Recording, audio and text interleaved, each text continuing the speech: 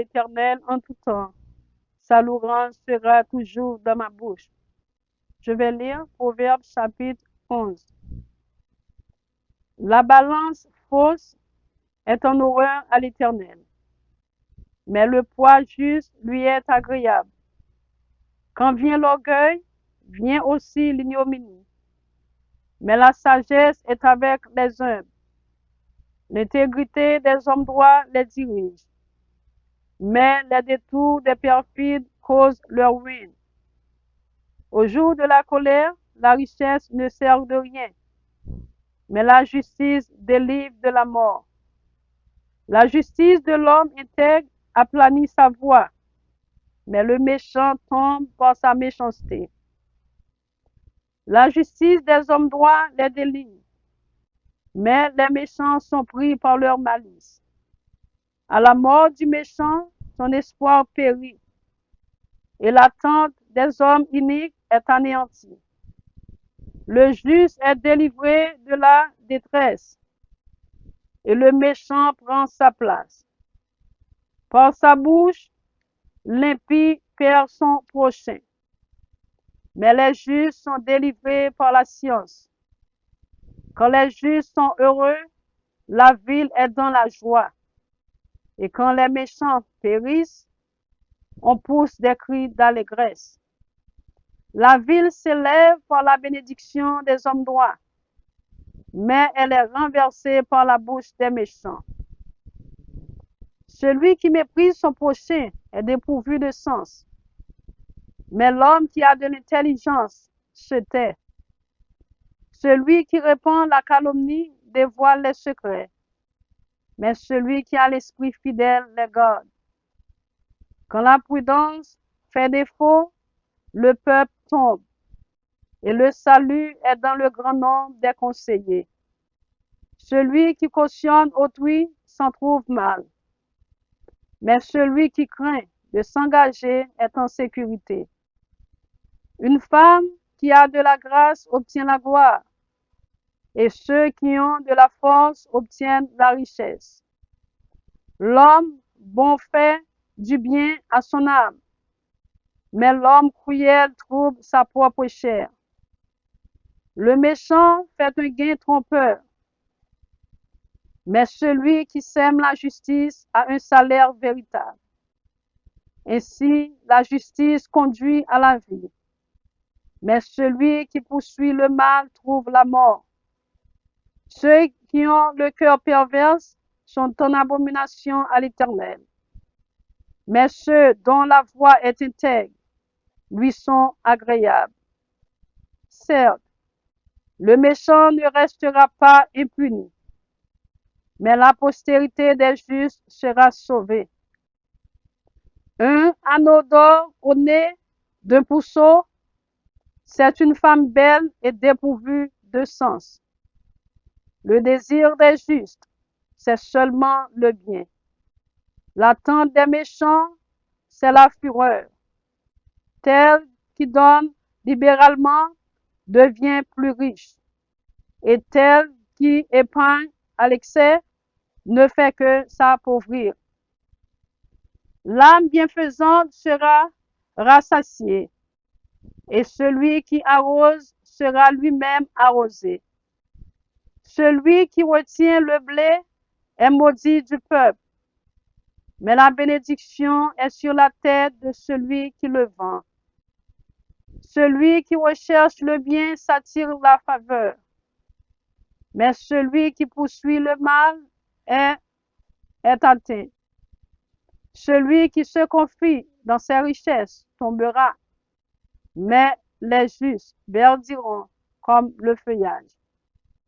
Celui qui trouble sa maison héritera du vent, et l'insensé sera l'esclave de l'homme sage. Le fruit du juste est un arbre de vie, et le sage s'empare des âmes. Voici, le juste reçoit sur la terre une rétribution, combien plus le méchant et le pécheur. Proverbe chapitre 12. Celui qui aime la correction aime la science. Celui qui hait la réprimande est stupide.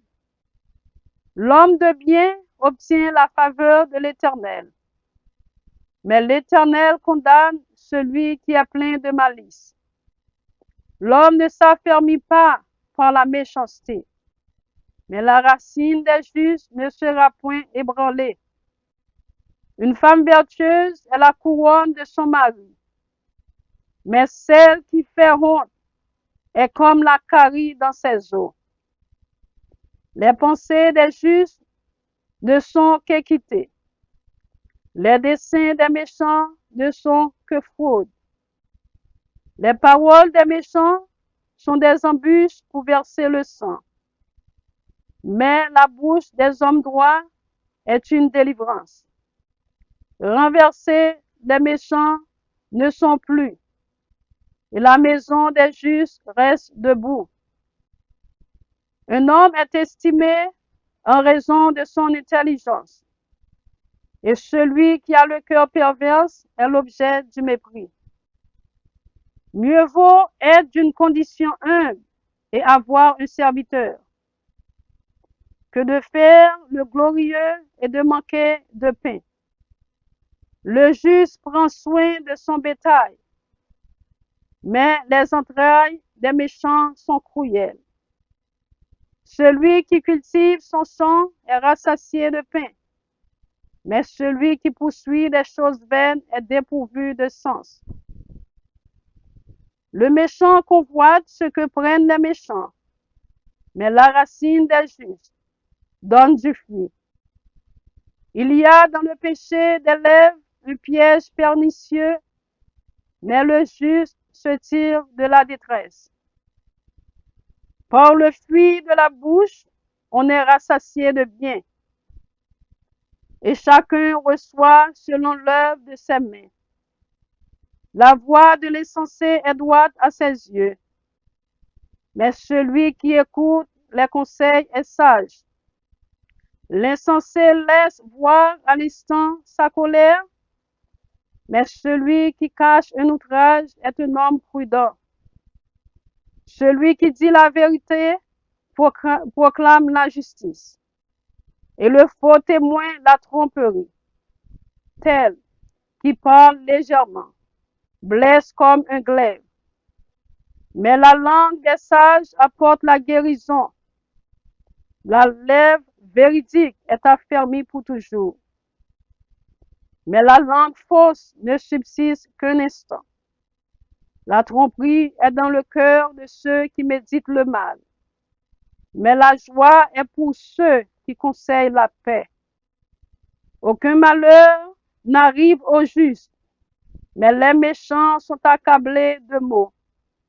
Les lèvres fausses sont en horreur à l'Éternel, mais ceux qui agissent avec vérité lui sont agréables. L'homme prudent cache sa science, mais le cœur des insensés proclame la folie. La main des diligents dominera, mais la main lâche sera tributaire. L'inquiétude dans le cœur de l'homme l'abat, mais une bonne parole le réjouit.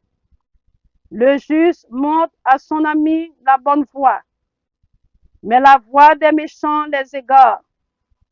Le paresseux ne rôtit pas son gibier, mais le précieux trésor d'un homme, c'est l'activité.